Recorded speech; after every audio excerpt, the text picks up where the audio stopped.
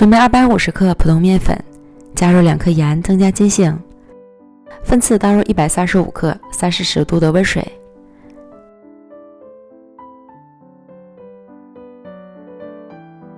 搅拌成絮状，再加入15克油，然后下手揉成光滑稍软的面团，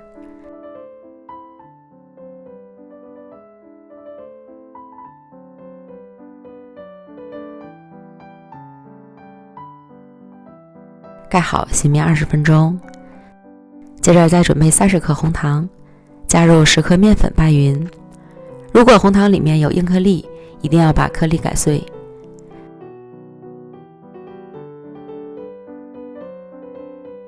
取出醒好的面团，直接搓成长条，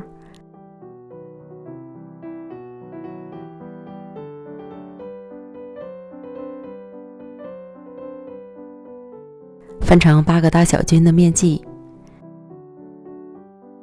再把每个面剂揉成光滑的小面团，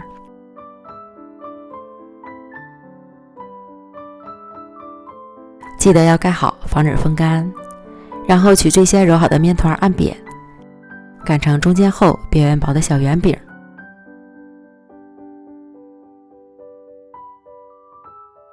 包上适量红糖馅儿，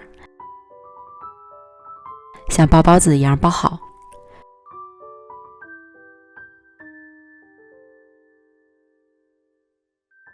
收口处一定要捏紧，按扁整理成椭圆形，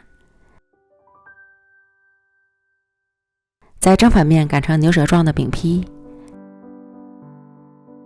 尽量擀长擀薄，同时力度要轻一点，别把饼皮擀破了。我的烤盘正好可以放下8个饼坯，如果你喜欢圆形饼，也可以做成圆形的。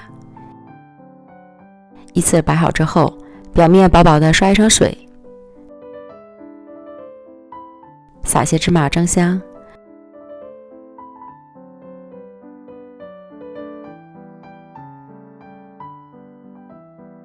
送进预热好的烤箱，上下火220度烤13分钟。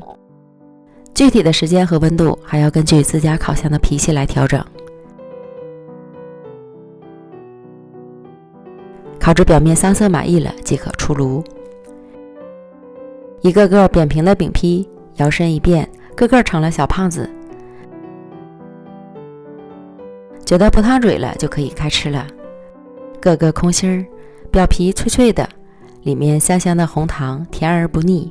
食材简单，操作方便，又酥香可口，你还不赶快试试？记得一定要擀薄哦，否则会硬的。